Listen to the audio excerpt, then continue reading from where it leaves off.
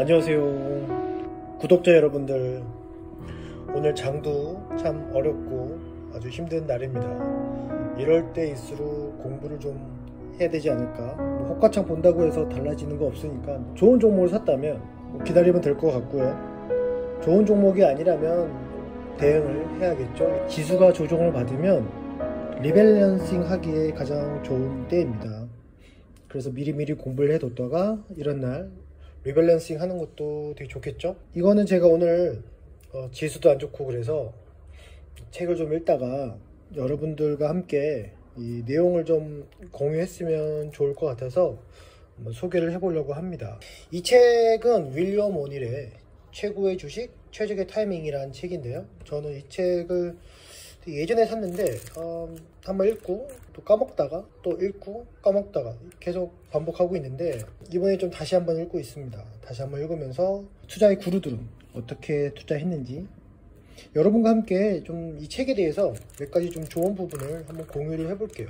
자, 먼저 첫 페이지 서문을 한번 보면 처음 투자를 할 때 저질렀던 실수를 몇 가지 적어놨는데요, 그 실수에서 배운 내용입니다. 첫 번째는 어느 주식이든 주가가 내려갈 때가 아니라 올라갈 때 매수해야 한다. 추가 매수는 앞선 매수 가격보다 상승했을 때 해야지 하락했을 때 해서는 안 된다. 그러니까 즉 이분의 얘기는 주가가 떨어지는 주식을 사지 말고 올라가는 주식을 사라.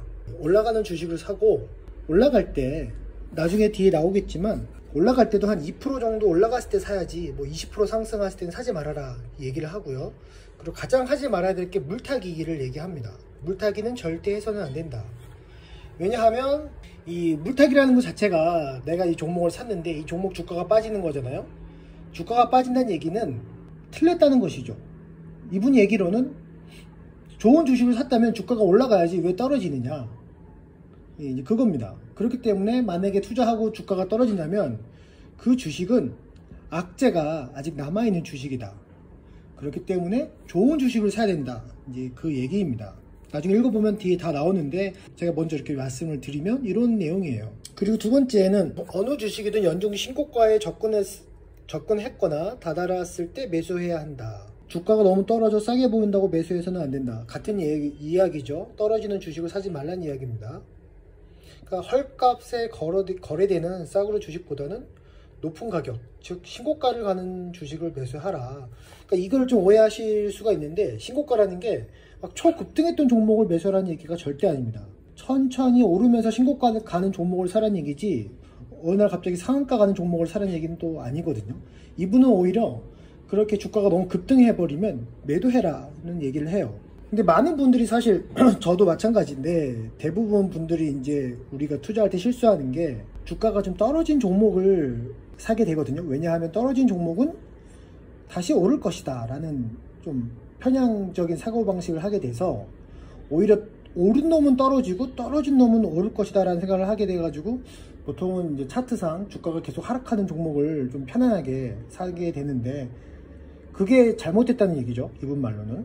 제가 볼 땐 정말 중요한 내용이 이거 같은데, 늘 손실이 작을 때 재빨리 매도해야 한다. 다시 주가가 오르기를 바라면서 기다려서는 안 된다. 그 손절매를 잘 해야 한다, 그 얘기인데 이 부분이 사실 우리 같은 일반 투자자들이 하기에는 가장 어렵습니다. 대부분 분들이 이익이 나는 거는 잽싸게 팔아버리는데 손실 나는 거는 대부분 안 팔고 계속 가져가거든요. 손실을 확정하기 싫어서 그런 것이죠. 그런데 잘 보면 이익 나는 종목들은 좋은 종목, 그러니까 시장에서 인정해주는 종목, 이익이 증가하거나 또 호재가 있거나 그래서 주가가 계속 상승하는 종목이 많고, 하락하는 종목은 그 악재가 우리가 모를 뿐이지 악재가 있는 경우가 많거든요. 그러니까 우리가 모르는 악재가 있기 때문에 주가가 계속 빠진다고 이분은 얘기를 하는 것이죠. 내가 매수를 했는데 좀 빠진다, 그럼 매도를 해라. 매도의 그 범위를 어떻게 정하냐 하면 8%로 정하고 있습니다. 그래서 마이너스 8%가 나면 매도해버려라. 그런 종목은 여러분이 잘못 고른 것이다. 그리고 아마 초창기에는 대부분 PER이 중요하다라고 얘기를 많이 했는데, 이제 이분도 처음에는 PER을 되게 신경 써서 PER 낮은 종목을 샀지만, 이 PER은 투자에서 전혀 도움이 안 된다. PER 대신에 이익의 성장률, 이익이 어떻게 얼마나 성장하는지, 그리고 주가 및 거래량 같은 그런 거를 확인하라 이렇게 얘기를 하고 있고요. 나머지는 뭐 애널리스트 종목 추천에 너무 귀를 기울일 필요는 없다. 이들은 단지 자신의 개인 의견을 밝히는 것 뿐이다. 그러니까 왜 이런 얘기를 하냐 하면, 그러니까 애널리스트들 중에서 주가가 이제 좀 높이면 그 기업의 실적보다도 그냥 주가가 높다는 이유로 목표 가격을 올리는 애널들도 있고요. 또 너무 많은 애널리스트들이 환호하거나 이 바이콜을 외치는 종목을 조심해라. 그러니까 왜냐하면 그런 종목들이 보통 보면 단기에 급등한 종목들이 많이 있거든요. 아무래도 애널리스트들도 하락하는 종목은 의견 내기가 좀 쉽지 않고, 주가가 오르는 종목을 더 레포트를 내는 경향이 있습니다. 그래서 이렇게 얘기를 한 것 같고, 마지막은 이제 차트를 볼 줄 알아야 한다. 그러니까 이게 좀 약간 오해하셔야 되는 게, 이분이 말하는 차트라는 거는 뭐 분봉을 보라는 얘기가 아니에요. 분봉을 보고 이동평균선이니 뭐 이런 자세하게 차트를 보라는 얘기가 아니라요, 그냥 기본적인 차트를 볼 줄 알아야 된다는 그런 얘기입니다. 그러니까 차트를 너무 차트만 보지는 말고 이 기업의 이익에 집중을 하되, 이분 같은 경우에는 다른 가치 투자자들과는 틀리게 차트의 중요성을 상당히 많이 강조하고 있습니다. 제가 볼 때는 아마 기업의 실적을 한 50%로 본다면 나머지 50%는 거래량과 차트를 중요하게 여기시는 것 같아요. 자, 그래서 이제 이분이 얘기하는 게 여기 또 중요한 내용이 있는데, 인간의 본성과 정반대되는 것들이었다. 그리고 주식시장에 나타나는 이런 매매 패턴은 시간이 흘러도 변하지 않기 때문에 뭐 50년 전이나 100년 전이나 지금 2020년이나 거의 비슷하게 나타난다. 그래서 이런 것들을 좀 공부를 해야 된다. 심리까지도 공부를 해야 된다. 이런 얘기죠. 이분 같은 경우에는 이제 여러분들이 좋은 수익을 내고 싶다면 과거에 큰 수익을, 큰 종목이 크게 상승했던 종목들을 공부를 해라. 공부를 하고 이 종목들이 왜 상승했는지를 관찰을 해보면 다음번에 그런 종목을 만났을 때 매수를 할 수 있다. 과거에 어떠한 종목이 왜 올랐는지에 대해서 공부를 해봐라 하면서, 이 책에서는 과거에 나왔던 종목을 차트별로 해가지고 어마어마하게 이제 실어놨습니다. 근데 다 미국 주식이기 때문에 한국하고 좀 틀리긴 한데, 한번 보면 다 이런 이유가 있었구나 좀 찾을 수가 있을 것 같고요. 그래서 이분 같은 경우에는 자기가 그 투자하는 원칙을 이제 캔 슬림 원칙이라고 하는데요. CANSLIM 이라고 해서 이제 캔 슬림이라는 원칙을 정해놨는데, 대표적인 게 C라고 해서 주당 분기 순이익. C는 왜 C일까요? 주당 분기 순이익, 현재라니까 C, 커런트인가요? 제가 볼 때는 여기서 우리가 좀 중요하게 봐야 될 거는 주당 분기 순이익. 그러니까 주당 순이익이 클수록 빠르게 성장할수록 좋은 거죠. 쉽게 보면은 올해 화학주 중에 효성 TNC가 이제 그런 종목이었죠. 분기 순이익이 아주 급등했던 종목. 그리고 연간 순이익 증가율, 마찬가지로 이 화학주들의 연간 순이익이 엄청나게 증가했었습니다. 그리고 N, 신제품, 신경영, 신고가.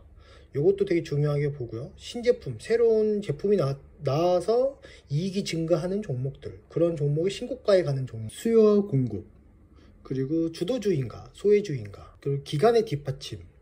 왜냐하면 잡주들은 시총이 작은 뭐 500주 미만의 종목들은 일시적인 수급 때문에 주가가 2배 가기도 하지만 뭐 대부분 그 뒤로 하락하는 경우가 많거든요. 그리고 너무 단기에 급등하기 때문에 저희들이 따라잡기도 쉽지 않고요.